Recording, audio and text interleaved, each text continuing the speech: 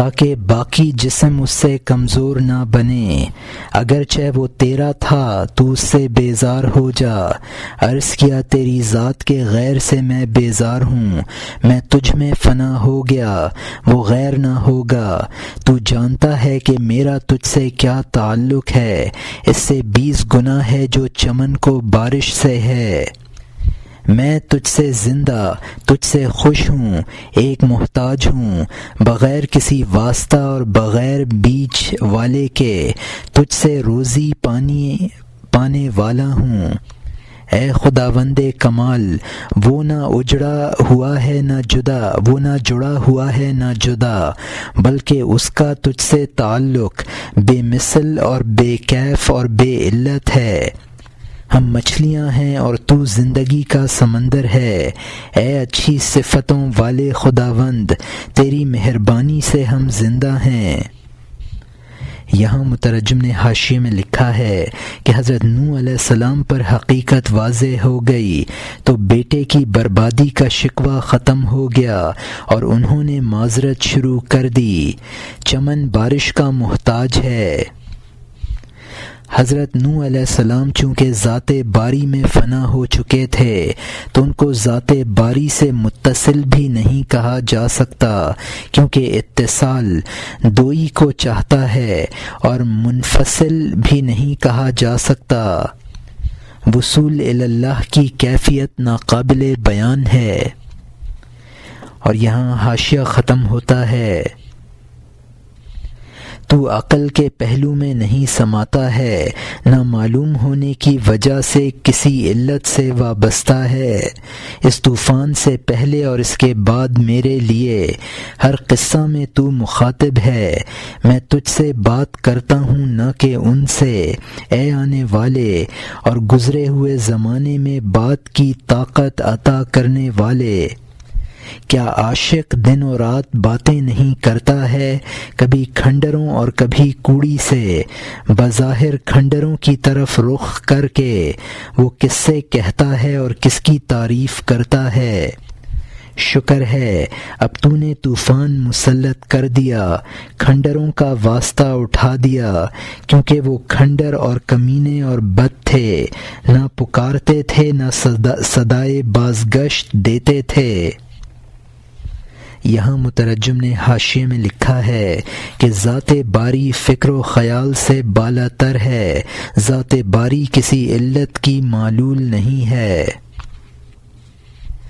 طوفان سے پہلے اور طوفان کے بعد تو ہی میرا مخاطب ہے، اور تو ہی ہر زمانے میں بات کرنے کی توفیق عطا کرنے والا ہے۔ عاشق عموماً محبوبہ کے کھنڈرات اور نشانات سے گفتگو کیا کرتے ہیں، لیکن دراصل روئے سخن محبوبہ کی طرف ہوتا ہے۔ اسی طرح دوسروں سے بات کرتے وقت بھی میرا روئے سخن تیری ہی طرف ہوتا ہے۔ عاشق کا رخ گو محبوبہ کے ٹیلوں اور کھنڈرات کی طرف ہوتا ہے، لیکن مقصود محبوبہ کا ذکر ہوتا ہے۔ تیرا شکر ہے کہ اب تو نے ان اشخاص کو ہی ختم کر دیا جو باتیں کرنے میں درمیانی واسطہ بمنزلہ ٹیلوں کے تھے۔ وہ اشخاص ایسے تھے کہ نہ خود صحیح بات کرتے تھے، نہ میری بات کا صحیح جواب دیتے تھے۔ اور یہاں حاشیہ ختم ہوتا ہے۔ میں خطاب کے لیے ایسے کھنڈر چاہتا ہوں جو پہاڑ کی طرح صدائے بازگشت سے جواب دیں، تاکہ میں تیرا نام مکرر سنوں۔ میں تیرے جان کو آرام دینے والے نام کا عاشق ہوں۔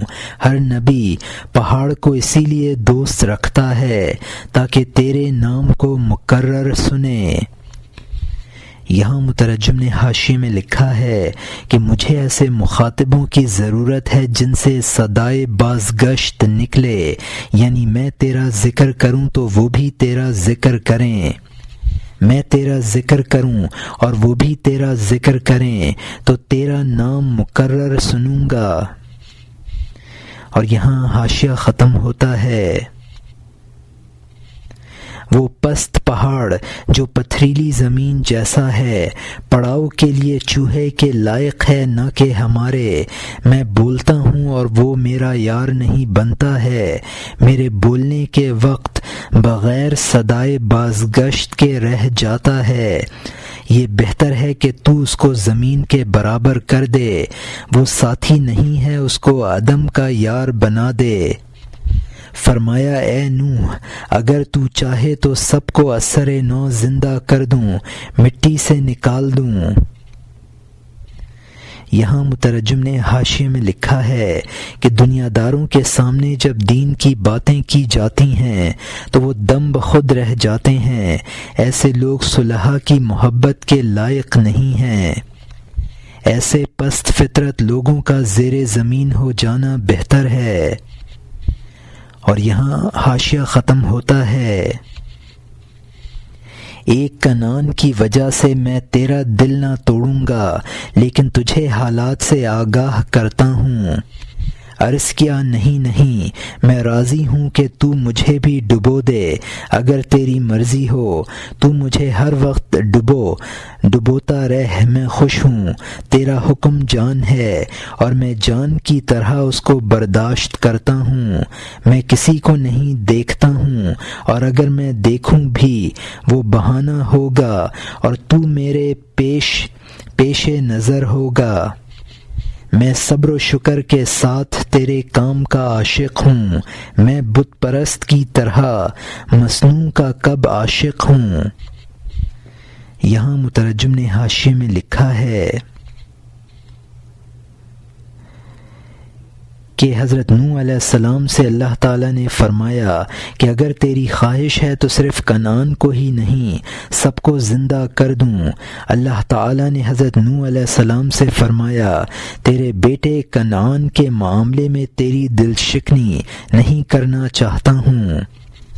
حضرت نوح علیہ السلام نے فرمایا کہ اب میں کنعان کی نجات کا خواہاں نہیں ہوں، تیری مرضی پر راضی ہوں۔ تیری مرضی ہو تو مجھے بھی غرق کر دے۔ تیرا حکم مجھے جان کی طرح پیارا ہے، تیری ذات کے سوا میرا کوئی منظور نظر نہیں ہے۔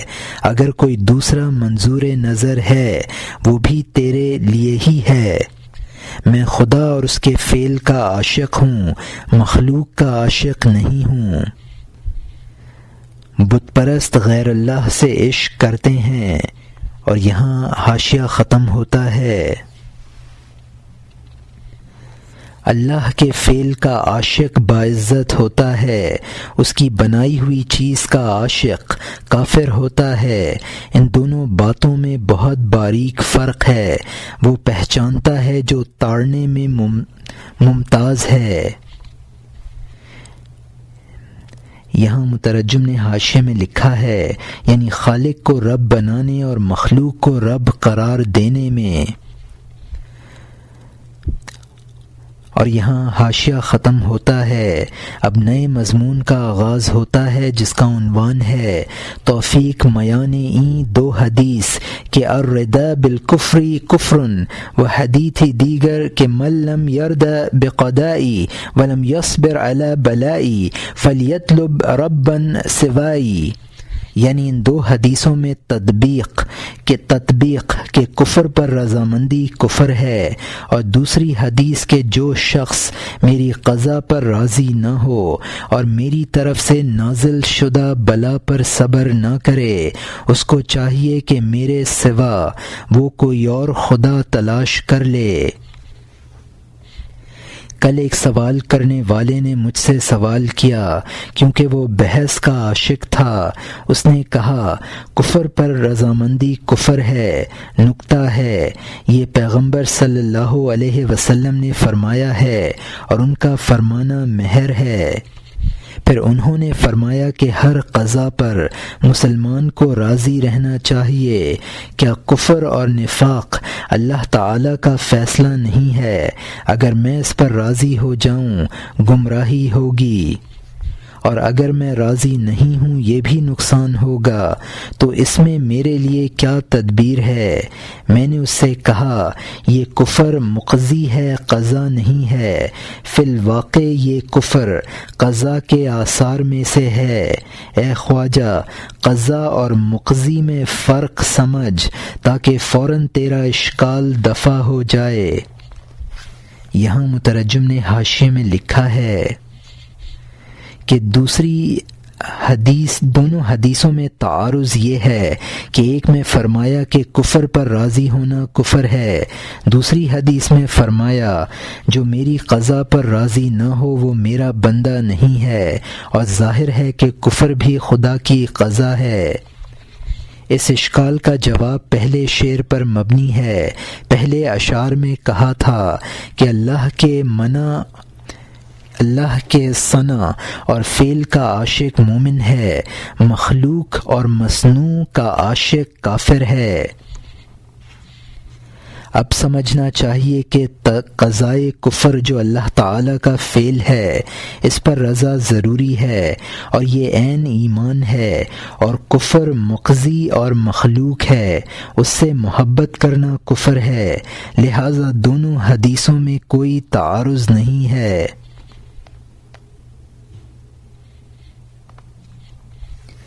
وہ سوال کرنے والا بحث و مباحثہ کا عاشق تھا۔ قول رسول صلی اللہ علیہ وسلم محبت اور دلیل ہے۔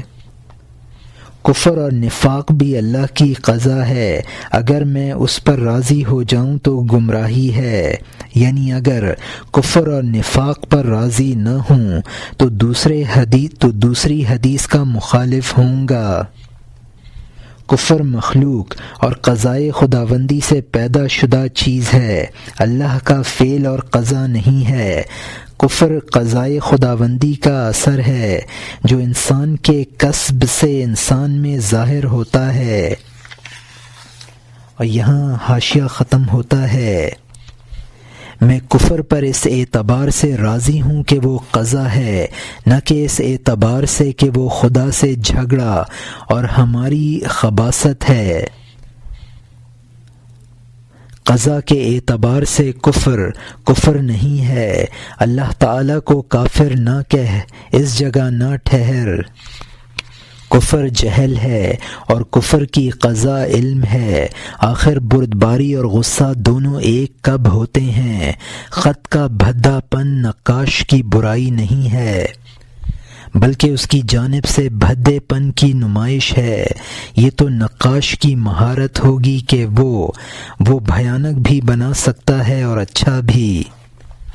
اگر میں ساز و سامان کے ساتھ اس بحث کو کھولوں تاکہ سوال اور جواب دراز ہو جائے، عشق کے نقطے کا ذوق مجھ سے جاتا رہے گا اور خدمت کا نقش دوسرا نقش بن جائے گا۔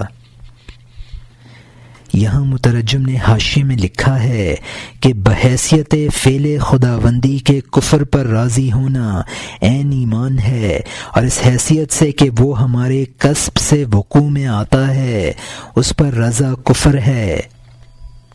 یہاں سے مولانا نے اشکال کا دوسرا جواب دینا شروع فرمایا ہے، جس کا خلاصہ یہ ہے کہ قضائے کفر نہیں ہے، لہذا قضائے کفر پر رضا کفر پر رضا نہیں ہے۔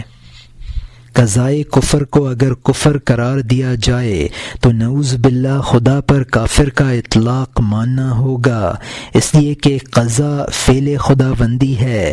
اگر وہ کفر ہو تو جس ذات سے فعل قائم ہوتا ہے اس پر فاعل کا اطلاق ہوتا ہے۔ یہ اشکال کا تیسرا جواب ہے، جس کا خلاصہ یہ ہے کہ قضائے کفر اور کفر دونوں جداگانہ چیزیں ہیں۔ قضائے کفر از قبیل علم ہے اور کفر از قبیل جہل ہے، لہذا دونوں حدیثوں کا مفہوم جداگانہ ہے، ان میں کوئی تعارض نہیں ہے۔ قضائے کفر کا علم ہونا یا تو اس طور پر ہے کہ قضائے خداوندی علم خداوندی پر مبنی ہے، یا اس اعتبار سے کہ بندہ کے علم ہی پر یہ بات مبنی ہے کہ وہ خدا کو خالق کفر مانتا ہے، اور کفر لامحالہ صفات خداوندی سے جہل پر مبنی ہے۔ اشکال کا چوتھا حل یہ ہے کہ کفر بری چیز ہے، اس پر رضامندی کفر ہے، لیکن قضائے کفر اور خلق کفر اللہ کے اعتبار سے صفت کمال ہے، اس پر راضی ہونا کفر نہیں ہے بلکہ عین ایمان ہے۔ جیسا کہ خوشنویس ایک بھدی تحریر پر بھی قادر ہو اور ایک مصور بھیانک تصویر کے بنانے پر بھی قادر ہو، تو وہ بھدی تحریر اور بھیانک تصویر بری چیز ہے، لیکن اس کا لکھنا اور بنانا خوشنویس اور مصور کا کمال ہے۔ علم کلام کی بحثیں ذوق عشق کے منافی ہیں۔ علم کلام کی نکتہ افرینیاں علماء عموماً اپنے علمی کمال کو ظاہر کرنے کے لیے کرتے ہیں۔ اور یہاں حاشیہ ختم ہوتا ہے۔ اب نئے مضمون کا آغاز ہوتا ہے جس کا عنوان ہے مثل در بیان آن کا حیرت مانے بحث و فکرت است، یعنی اس بیان میں ایک مثال کہ حیرت بحث اور فکر سے مانے ہے۔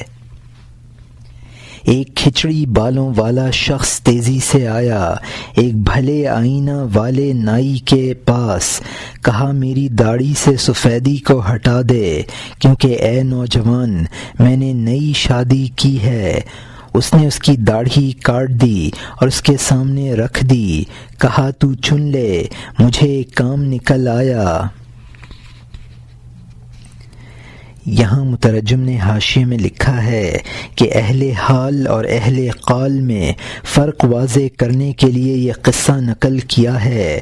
جس طرح حجام فضول فرمائش میں نہ لگا، اسی طرح اہل حال بحث و مباحثہ میں وقت ضائع نہیں کرتے ہیں۔ اور یہاں حاشیہ ختم ہوتا ہے۔ اے برگزیدہ، یہ سوال اور یہ جواب ہے، کیونکہ دیندار شخص اس قسم کی باتوں کو دھیان میں نہیں لاتا ہے۔ ایک شخص نے زید کو تماچا مارا، اس نے بھی اس پر انتقام میں حملہ کر دیا۔ تماچا مارنے والے نے کہا میں تجھ سے ایک سوال کرتا ہوں، اس کا مجھے جواب دے، پھر مجھے مار لینا۔ میں نے تیری گدھی پر مارا تو تڑاخ کی آواز آئی، اس کے مناسب یہاں میرا ایک سوال ہے۔ یہاں مترجم نے حاشیے میں لکھا ہے یعنی ایسی فضول فرمائش کا یہی جواب مناسب تھا۔ اس قصہ سے بھی یہ ظاہر کرنا ہے کہ صاحب عشق تو اپنی لگن میں لگا رہتا ہے، فضول بحثوں کا اس کے پاس وقت نہیں ہوتا۔ جس کے تماچا لگا تھا وہ درد میں مبتلا تھا، اس کو تماچا مارنے والے کی لغو بحث کی فرصت کہاں تھی۔ اور یہاں حاشیہ ختم ہوتا ہے۔ میں نے تیری گدھی پر مارا تو تڑاخ کی آواز آئی، اس کے مناسب یہاں میرا ایک سوال ہے، یہ تڑاخ کی آواز میرے ہاتھ کی تھی یا اے بزرگوں کے فخر تیری گدی کی تھی؟ اس نے کہا مجھے اس کے درد سے چھٹکارا نہیں ہے کہ میں اس غور و فکر میں لگوں، تو چونکہ درد سے خالی ہے یہ سوچ، خبردار درد مند کے لیے اس غور و فکر کا وقت نہیں ہے۔ درد مندوں کو غیر کی فکر نہیں ہوتی ہے، خواہ تو مسجد میں جائے یا بت خانے میں۔ یہاں مترجم نے حاشیے میں لکھا ہے کہ تو چونکہ درد سے خالی ہے اس لیے اس طرح کی بحثیں تیرے دماغ میں آ رہی ہیں۔ حق پرست ہو یا باطل پرست، وہ اپنی دھن میں لگا رہتا ہے اور وہ عقلی بحثوں میں نہیں پڑتا ہے۔ اور یہاں حاشیہ ختم ہوتا ہے۔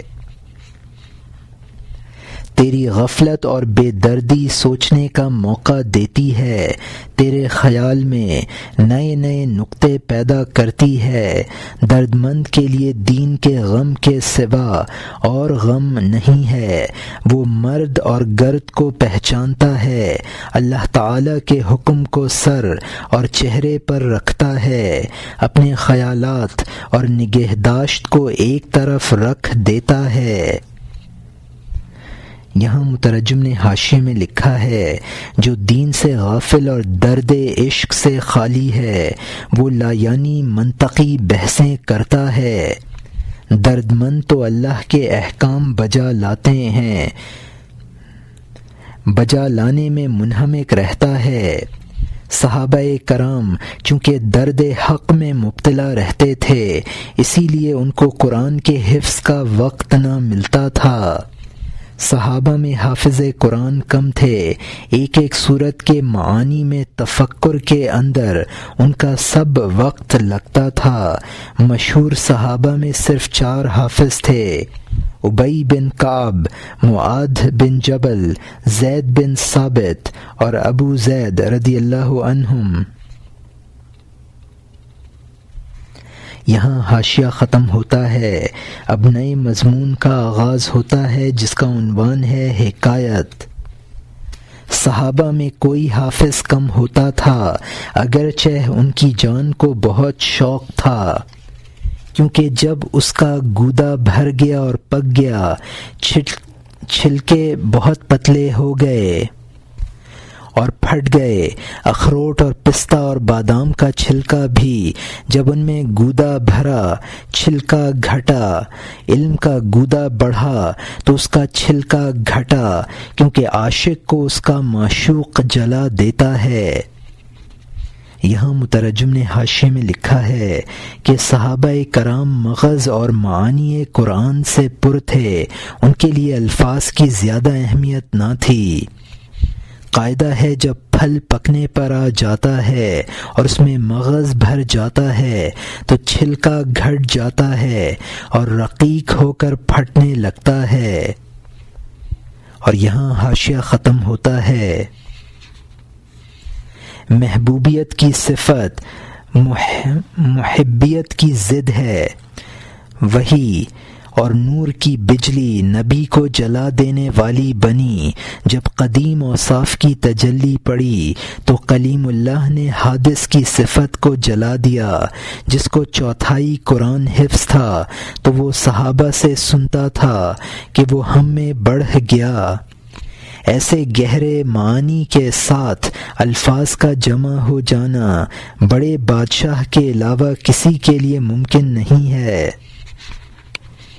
یہاں مترجم نے حاشیے میں لکھا ہے کہ محبوب اور محب، عاشق و معشوق 2 جداگانہ چیزیں ہیں۔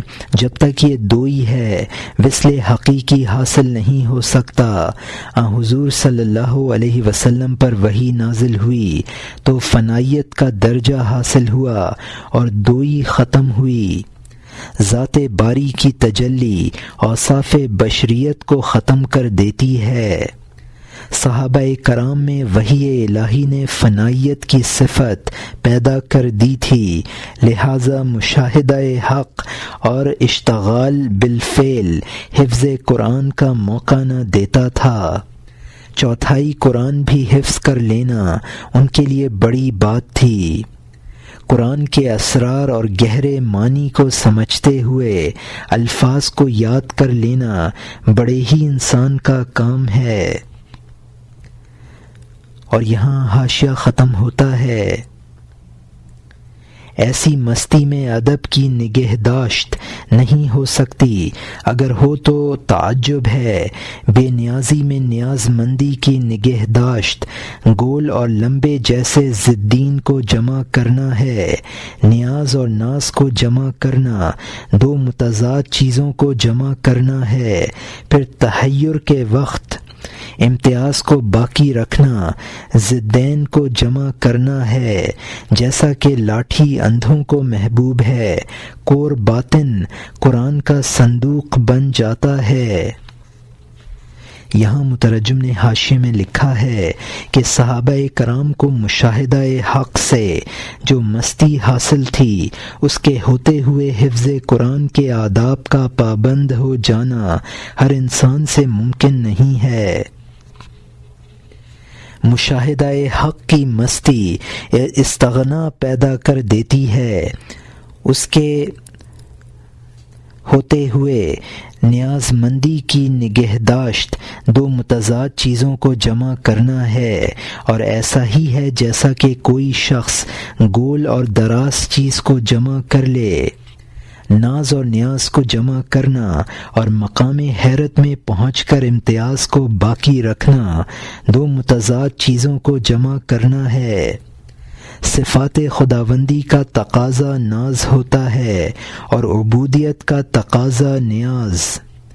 تحیر محمود کے مقام پر بھی عبد و معبود کا فرق قائم رکھنا یہ صحابہ کرام ہی کر سکتے تھے۔ قرآن کے معانی اور اسرار و حکم کو جانے بغیر الفاظ کو رٹ لینا اور ان سے عشق کرنا ایسا ہی ہے جیسا کہ اندھے کو لاٹھی سے عشق ہوتا ہے، اور ایسے حافظ قرآن کی مثال صندوق کی سی ہے جس میں قرآن محفوظ کر دیا جائے تو نہ صندوق کو اس کے معانی اور اسرار کا علم ہے نہ اس شخص کو۔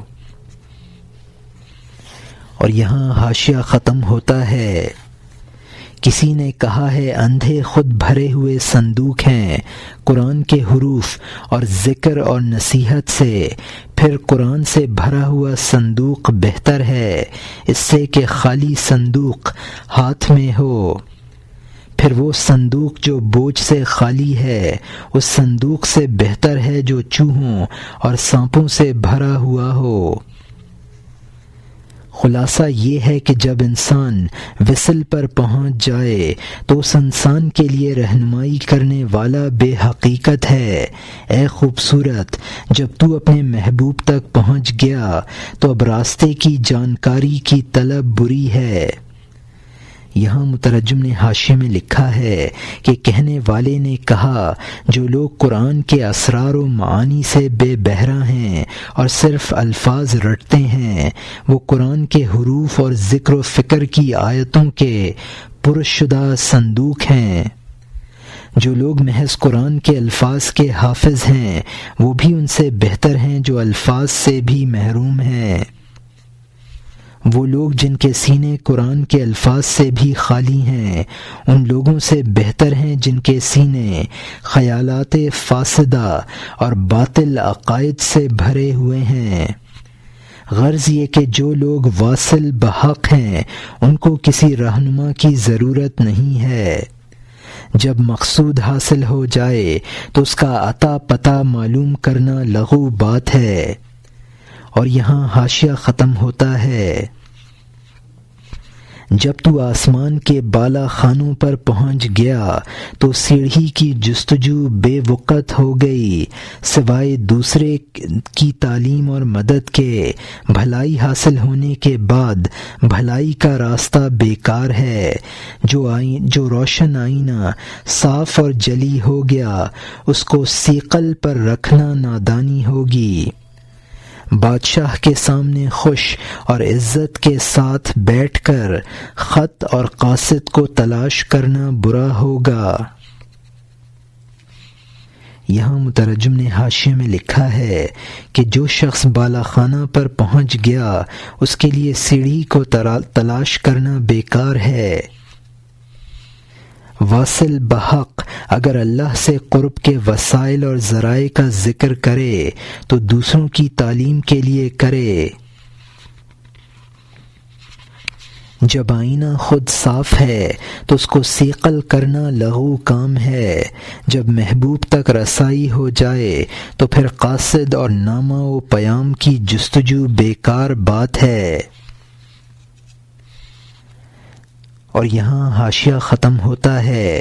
اب نئے مضمون کا آغاز ہوتا ہے جس کا عنوان ہے داستان مشغول شدن عاشق با عشق نامہ او خواندن او مطالعہ کردن عشق نامہ در حضور معشوق خویش او معشوق آن را ناپسند داشتن کہ طلب الدلیل عند حضور المدلول قبیح والاشتغال بالعلم بعد الوصول الى المعلوم مذموم، یعنی ایک عاشق کا عشق نامہ میں مشغول ہونا اور عشق نامہ کو اپنے معشوق کے سامنے پڑھنے کا بیان اور معشوق کا اس کو ناپسند کرنا، کیونکہ مدلول کی موجودگی میں رہنما کی طلب بری ہے اور معلوم تک پہنچنے کے بعد علم میں مشغول ہونا برا ہے۔ ایک عاشق کو معشوق نے اپنے سامنے بٹھا لیا، اس نے خط نکالا اور معشوق کے سامنے پڑھنے لگا۔ خط میں اشعار تھے اور تعریف و توصیف تھی، عاجزی اور مسکینی اور بہت سی خوشامدیں تھیں، رونا اور فریاد اور غم اور اپنا درد، ذلت اور اہل اور اپنوں سے بیزاری تھی، دوست کے ہجر کی وجہ سے دوری اور بیماری، پیام اور قاصد اور رتب دیابس کا تذکرہ، رتب و یابس کا تذکرہ۔ وہ اسی طرح اپنے معشوق کے سامنے پڑھتا رہا حتیٰ کہ احاطہ اور حد اور شمار سے تجاوز کر گیا۔ معشوق نے کہا اگر یہ رونا دھونا میری وجہ سے ہے تو وصل کے وقت یہ عمر کو ضائع کرنا ہے۔ یہاں مترجم نے حاشیے میں لکھا ہے کہ معشوق کے پاس بیٹھ کر اس کے لیے لکھے ہوئے خطوط پڑھنا معشوق کی ناگواری کا سبب ہوتا ہے۔ معشوق کو جو اس نے خط میں لکھا اس میں یہ بیانات تھے جو اس نے معشوق کے پاس بیٹھ کر پڑھنے شروع کر دیے۔ معشوق نے سارا مضمون سن کر کہا اگر یہ خط میرے نام تھا تو وصل کی حالت میں اس کا پڑھنا عمر کو ضائع کرنا ہے۔ اور یہاں حاشیہ ختم ہوتا ہے، میں تیرے سامنے ہوں اور تو قصے پڑھتا ہے، یقیناً یہ عاشقوں کی پہچان نہیں ہے۔ اس عاشق نے کہا تو اس جگہ موجود ہے لیکن میں اپنا حصہ پورا نہیں پا رہا ہوں، میں جو تجھ سے پارسال دیکھتا تھا وہ اب نہیں ہے، اگرچہ میں وصل دیکھ رہا ہوں۔ میں نے اس چشمہ سے صاف پانی پیا ہے، میں نے آنکھوں اور دل کو پانی سے تازہ کیا ہے۔ میں چشمہ دیکھ رہا ہوں لیکن پانی نہیں ہے، میرے پانی کا راستہ شاید کسی ڈاکو نے کاٹا ہے۔ اس نے کہا میں تیرا معشوق نہیں ہوں، میں بلغار میں ہوں اور تیرا مقصود قطو میں ہے، تو مجھ پر اور میری ایک حالت پر عاشق ہے۔ اے نوجوان، حالت قابو میں نہیں ہوتی ہے۔ یہاں مترجم نے حاشیے میں لکھا ہے کہ معشوق کی حضوری میں خط پڑھنے کی مصروفیت اور شکوے شکایت عشق سے خالی ہونے کی علامت ہے۔ عاشق تو محو دیدار ہو کر سب کچھ بھول جاتا ہے۔ عاشق نے معشوق سے کہا تو حاضر ہے لیکن تیرا شباب ڈھل گیا ہے، پہلے لطف صحبت تھا اب وہ مجھے حاصل نہیں ہے۔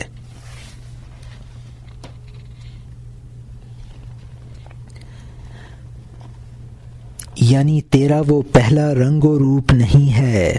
بلغار شہر اور قطو شہر میں بہت فاصلہ ہے۔ تو میری ذلت اور تو میری ذات اور اس کی ایک حالت پر عاشق ہے، احوال میں تبدیلی ہوتی رہتی ہے۔ اور یہاں حاشیہ ختم ہوتا ہے، میں بالکلیہ تیرا مطلوب نہیں ہوں، میں زمانے میں تیرے مطلوب کا جز ہوں، میں معشوق نہیں ہوں، معشوق کا گھر ہوں۔ عشق تو نقدی سے ہے، صندوق سے نہیں ہے۔ معشوق تو وہ ہے جو ایک حالت پر ہو، تیرا مبدا اور منتہا وہ ہو۔ جب تو اس کو پالے تو منتظر نہ رہ، ظاہر میں بھی وہی معشوق ہو اور باطن میں بھی۔ یہاں مترجم نے حاشیے میں لکھا ہے، یعنی میری پوری ذات تیری معشوق نہیں ہے، بلکہ میری ذات تیرے معشوق کا جز ہے، یعنی میں تیرا معشوق نہ ہوا بلکہ وہ جوانی معشوق تھی جو میری ذات میں تھی، لہٰذا میں صندوق تھا اور جوانی اس کے اندر کی نقدی کی طرح تھی۔ تو عشق صندوق سے نہیں ہوتا بلکہ نقدی سے ہوتا ہے۔ یہ مولانا رحمۃ اللہ علیہ کا مقولہ ہے کہ عارضی حسن معشوق بنانے کے قابل نہیں ہے۔ عشق اسی ذات سے ہونا چاہیے جو لازوال ہے۔ انسان کی ابتدا بھی وہی ہے اور منتہا بھی وہی ہے۔ اللہ یبدأ الخلق ثم یعیدہ ثم الیہ ترجعون۔ اللہ ہی شروع میں پیدا کرتا ہے، پھر وہی دوبارہ پیدا کرے گا، پھر تم اسی کے پاس لوٹ کر جاؤ گے۔ اللہ کے وصل کے بعد پھر کسی معشوق کا منتظر نہ بن، وہی ظاہر ہے وہی باطن ہے، هو الظاہر والباطن۔ اور یہاں حاشیہ ختم ہوتا ہے، وہ حالات پر حاکم ہوتا ہے نہ کہ حالات کا محکوم، مہینے اور سال اسی چاند کے غلام ہیں۔ جب وہ حالات کو حکم دے وہ تابع داری کریں، جب وہ چاہے جسموں کو روح بنا دے۔ جو موقوف ہے وہ منتہی نہیں ہے، جو وہ حال کا تلاش کرنے والا منتظر بیٹھا ہوا ہے، اس کا ہاتھ حال کی کیمیا ہوتا ہے۔ جب وہ ہاتھ ہلا دیتا ہے تو تانبا اس سے مست ہو جاتا ہے۔ اگر وہ چاہے تو موت بھی میٹھی ہو جائے، کانٹا اور نشتر بھی نرگس اور نسرین بن جائے۔ یہاں مترجم نے حاشیے میں لکھا ہے کہ عاشق خدا احوال پر حاکم ہوتا ہے، احوال کا محکوم نہیں ہوتا۔ زمانہ اس عاشق کا محکوم ہوتا ہے، وہ احوال پر حکمرانی کرتا ہے اور جسموں کو روح بنا دیتا ہے۔ حال اصطلاح میں وہ کیفیت ہے جو قلب پر بغیر کسی تکلف اور کوشش کے محض خداوندی عنایت سے وارد ہوتی ہے، جیسے قبض و بسط اور ذوق و شوق وغیرہ، اور یہ کیفیت کسی نفسانی صفت کے ظہور کے وقت زائل ہو جاتی ہے، لیکن جس کو عشق الہی میں فنا الفنا کا درجہ حاصل ہو جائے وہ ان احوال کا محکوم نہیں رہتا بلکہ ان پر حاکم بن جاتا ہے۔ جو شخص احوال کے تابع ہے وہ کامل نہیں ہے۔ فنا الفنا کے درجے پر پہنچ کر احوال اس عاشق کے تابع ہو جاتے ہیں، جس حال کی اس کو خواہش ہو وہ پیدا ہو جائے گا۔ وہ چاہے تو موت جیسی تلخ چیز بھی شیریں بن جاتی ہے اور کانٹے پھول بن جاتے ہیں، غرض کہ وہ صاحب تصرفات ہوتا ہے۔ فنا الفنا کے درجے پر پہنچ کر احوال پر پورا قابو ہو جاتا ہے۔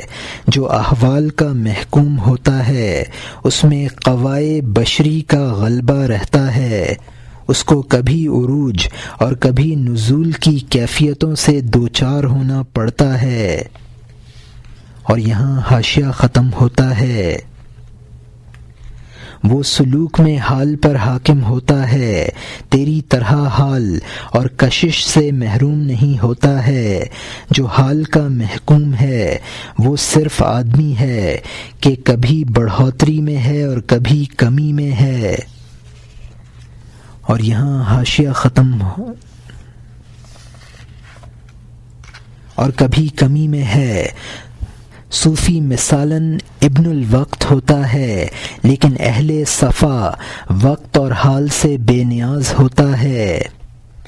احوال اس کے ارادے اور رائے کے تابع ہیں، اس کی مسیح جیسی پھونک سے زندہ ہیں۔ تو میرے حال کا عاشق ہے نہ کہ مجھ پر، تو حال کی امید پر مجھ پر جھکا ہے۔ یہاں مترجم نے حاشیے میں لکھا ہے کہ ابن الوقت وہ صوفی کہلاتا ہے جو احوال اور تجلیات پر قابو نہ پا سکے اور اس سے خوارق اور کرامات کا اضطراراً ظہور ہونے لگے۔ صافی اس سے مراد ابو الوقت اور صاحب مقام ہے، اور یہ وہ سالک ہوتا ہے جس کو احوال پر قابو ہوتا ہے اور اس کو روح و نفس پر پوری قدرت حاصل ہوتی ہے۔ اس سے کرامات کا ظہور نہیں ہوتا ہے کیونکہ وہ ان باتوں کو سنت اللہ کے خلاف سمجھتا ہے۔ ابو الوقت کو ابن الوقت پر بہت فوقیت ہے۔ اب پھر معشوق کے مقولہ شروع ہوا، یعنی معشوق نے عاشق سے کہا تو میری ذات کا عاشق نہیں ہے بلکہ میری ایک کیفیت اور حالت کا عاشق ہے۔ اور یہاں حاشیہ ختم ہوتا ہے، وہ جو کبھی ناقص کبھی کامل ہو وہ خلیل اللہ کا معبود نہیں ہے، غروب ہو جانے والا ہے۔ وان کا آفل باشدو گا وئیں نیست دل بر لا احب العافلین، یعنی وہ جو کہ غروب ہو جانے والا ہو اور کبھی ایسا اور کبھی ویسا، وہ معشوق نہیں ہے، میں غروب کر جانے والوں سے محبت نہیں کرتا ہوں۔ لا احب العافلین، وہ جو کبھی خوش اور کبھی ناخوش ہے، ایک وقت پانی اور ایک وقت آگ ہے، وہ چاند کا برج ہوگا لیکن چاند نہیں ہے، وہ بت کا نقش ہے لیکن باشعور نہیں ہے۔ باصفا صوفی چونکہ ابن الوقت ہے، وہ مضبوطی سے وقت کو باپ کی طرح پکڑے ہوئے ہے۔ صافی اللہ ذوالجلال کے عشق میں غرق ہے، وہ کسی کا ابن نہیں ہے، وہ اوقات اور حال سے بے نیاز ہے، وہ اس نور میں غرق ہے جو پیدا شدہ نہیں ہے، نہ اس نے جنا نہ وہ جنا گیا، اللہ تعالی کی شان ہے۔ اگر تو زندہ ہے جا ایسا عشق تلاش کر، ورنہ تو مختلف اوقات کا غلام ہے۔ اپنے اچھے برے نقش کو نہ دیکھ، عشق کو اور اپنے معشوق کو دیکھ۔ یہاں مترجم نے حاشیے میں لکھا ہے کہ جو متغیر ہو جانے والی چیز ہے وہ معشوق اور معبود بنانے کے قابل نہیں ہے۔ لا احب العافلین، حضرت ابراہیم علیہ السلام نے چاند اور سورج کے بارے میں فرمایا تھا کہ میں ان زوال پذیر چیزوں کو پسند نہیں کرتا ہوں۔ جن چیزوں کا حسن اور کمال زوال پذیر ہے ان کو صفات باری کا صرف مظہر سمجھو، حقیقی محبوب نہ بناؤ۔ ابن الوقت صوفی صافی کا مطلب ہے، یعنی ابن الوقت صافی، ابن الوقت سالک، صافی یعنی ابو الوقت صاحب مقام سالک۔ ابو الوقت تجلیات رب میں غرق رہتا ہے جو ابدی اور دائمی ہیں۔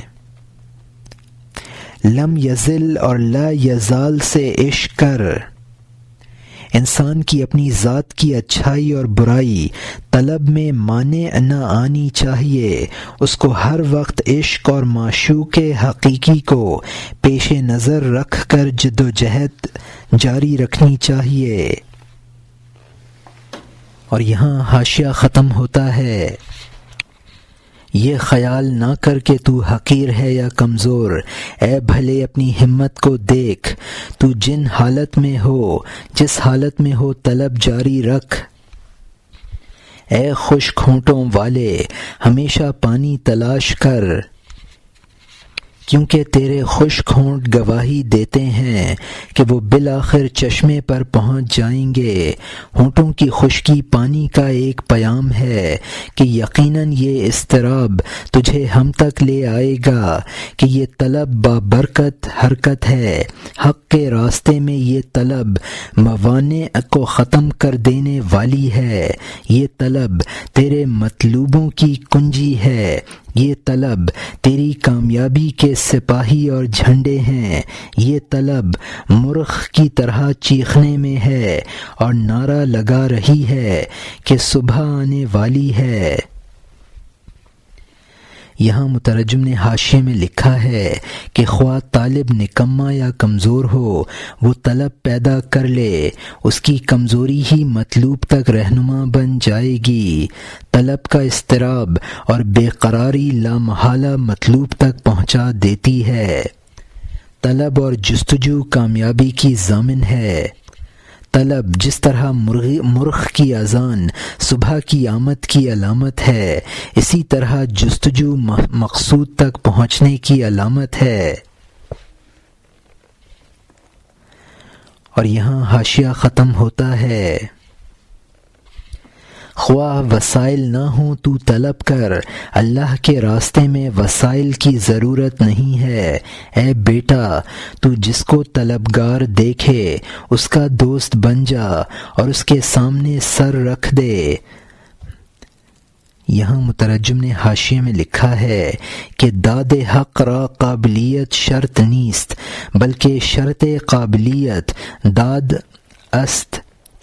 اگر طلب نہیں ہے تو طلبگاروں کے ساتھ لگ جانا چاہیے، مقصود حاصل ہو جائے گا۔ اور یہاں حاشیہ ختم ہوتا ہے۔ طلبگاروں کے قرب سے تو طلبگار بن جائے گا اور نفس پر غالب لوگوں کے سایہ سے تو غالب بن جائے گا۔ اگر ایک چونٹی سلیمان کی جستجو کرے تو اس کی جستجو کو حقارت سے نہ دیکھ۔ جو کچھ بھی تو مال اور ہنر رکھتا ہے، کیا وہ ابتدا میں جستجو اور فکر نہ تھا؟ اگر کوئی خزانہ اچانک پالے تو یہ نادر ہے، اگر وہ طلب سے رک جائے تو کوتاہی کرنے والا ہے۔ یہاں مترجم نے حاشیے میں لکھا ہے کہ نیکوں کی صحبت تاثیر سے خالی نہیں رہتی ہے۔ اگر کوئی ضعیف اور کمزور طالب حق ہے تو اس کو حقیر نہ سمجھو۔ دنیاوی دولت بھی طلب اور فکر و تدبر سے ہی حاصل ہوتی ہے۔ اگر کسی بزرگ کی صحبت سے کچھ حاصل بھی ہو جائے تو وہ صرف استعداد ہوگی، اگر طلب اور جستجو ختم کر دی تو وہ بھی ضائع ہو جائے گی۔ اور یہاں حاشیہ ختم ہوتا ہے۔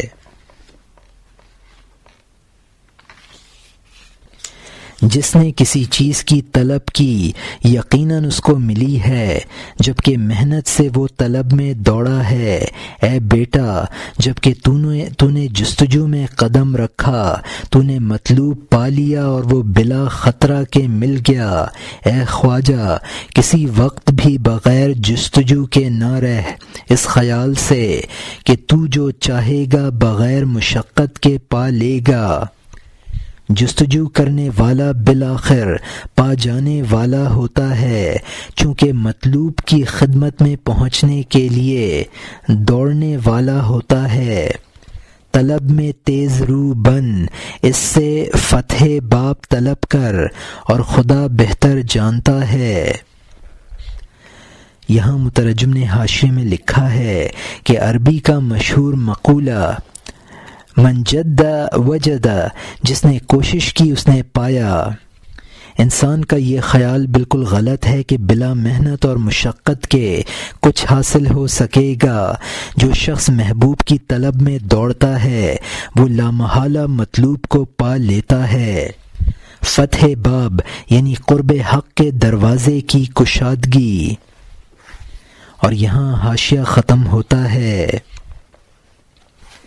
اب نئے مضمون کا آغاز ہوتا ہے جس کا عنوان ہے حکایت عام مرد کے در عہد داؤد علیہ السلام شب و روز دعا و تضرع می کرد کہ بار خدایا میرا روزی حلال بدا بے رنج کسب، یعنی شخص کا قصہ جو حضرت داؤد علیہ السلام کے زمانے میں دن رات دعا اور عاجزی کرتا تھا کہ خدا تعالی کمائی کی تکلیف کے بغیر مجھے حلال روزی عنایت کر۔ یہاں مترجم نے حاشیے میں لکھا ہے کہ اس حکایت کا خلاصہ یہ ہے کہ یہ شخص بہرحال اپنی تمنائیں پوری کرنے کی دھن میں لگا تھا، لا محالہ اس کا مقصود پورا ہوا۔ یہ شخص جگہ جگہ یہی دعا کرتا پھرتا تھا کہ اس کو بغیر محنت کے دولت مل جائے، یعنی میں جس اہلیت کا ہوں مجھ سے وہی کام لے، مجھ پر روزی کمانے کی تکلیف نہ ڈال۔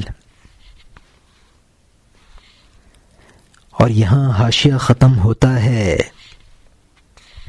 ایک شخص داؤد علیہ السلام نبی کے زمانے میں ہر عقل مند کے پاس اور ہر غبی کے سامنے ہمیشہ یہ دعا کرتا تھا کہ اے خدا بغیر محنت کے مجھے مالداری عطا فرما دے، جبکہ تو نے مجھے کاہل پیدا فرمایا ہے اور مار کھانے والا، کمزور پہلو والا، ناکارہ، نامراد، زخمی کمر، گدھوں پر گھوڑوں اور اونٹوں کا بوجھ نہیں لادا جاتا۔ اے بے نیاز، جبکہ تو نے مجھے کاہل پیدا فرمایا ہے، مجھے روزی بھی کاہلی کے راستے سے عطا فرما۔ میں کاہل زندگی بھر سایہ میں سویا ہوں، مہربانیوں اور سخاوت کے سایہ میں سویا ہوں۔ کاہلوں اور سایہ میں سونے والوں کے لیے شاید تو نے دوسری ہی طرح کی روزی مقدر کی ہے۔ جس کے پاؤں ہیں وہ روزی تلاش کرتا ہے، جس کے پاؤں نہیں ہیں اس پر رحم فرما۔ اس غمگین کی طرف روزی بھیج، اے زمین کی جانب ابر، ہر زمین کی جانب ابر کو پہنچا، چونکہ زمین کے پاؤں نہیں ہیں، تیری سخاوت ابر کو تہ بتہ اس کی طرف لے جاتی ہے۔ یہاں مترجم نے حاشیے میں لکھا ہے یعنی کاہلوں کی روزی بغیر کمائے مقدر ہے، جس میں کمانے کی طاقت ہے اس کو ہر کرا کہا ہے۔ جس طرح زمین کے پاؤں نہیں ہیں اور تو اس کو غذا ابر کو بھیج کر پہنچاتا ہے، اسی طرح میرا رزق بغیر محنت کے میرے پاس پہنچا دے۔ اور یہاں حاشیہ ختم ہوتا ہے۔ بچے کے چونکہ پاؤں نہیں ہوتے اس لیے اس کی ماں آتی ہے اور غذا اس کے سر پر بہاتی ہے۔ بغیر محنت کے اچانک روزی چاہتا ہوں، اس لیے کہ سوائے طلب کے میرے پاس اور کوئی کوشش نہیں ہے۔ بہت مدت تک یہ دعا کرتا رہا، دن سے رات تک، تمام رات بلکہ چاشت کے وقت تک۔ اس کی باتوں پر لوگ ہنستے تھے، اس کے بیکار لالچ اور اس کی ہٹ پر کہ تعجب ہے یہ بے وقوف کیا کہتا ہے، کیا کسی نے اس کو بے ہوشی کی بھنگ پلا دی ہے؟ یہاں مترجم نے حاشیے میں لکھا ہے کہ بچہ میں چلنے کی طاقت نہیں ہوتی تو اس کی ماں کے ذریعے اس کی غذا اس کے پاس پہنچا دیتا ہے۔ مجھ میں محض طلب ہے اور کوئی ذریعہ اختیار کرنے کی طاقت نہیں ہے۔ اور یہاں حاشیہ ختم ہوتا ہے۔ روزی کا راستہ کمانا، تکلیف برداشت کرنا اور تھکنا ہے، یہ انوکھی بات کبھی نہیں ہوئی، اور اگر ہو تو تعجب ہے۔ اللہ نے ہر ایک کو ایک پیشہ اور طلب دی ہے، کمائی اور تھکن، سرگرمی اور تکلیف کے راستے سے۔ اطلب الارزاق من اسبابها وادخل الاوطان من ابوابها، یعنی رزقوں کو ان کے اسباب سے طلب کرو، وطنوں میں ان کے دروازوں سے داخل ہو۔ شاہ اور سلطان اور اللہ کے رسول اب صاحب ہنر داؤد علیہ السلام نبی ہیں۔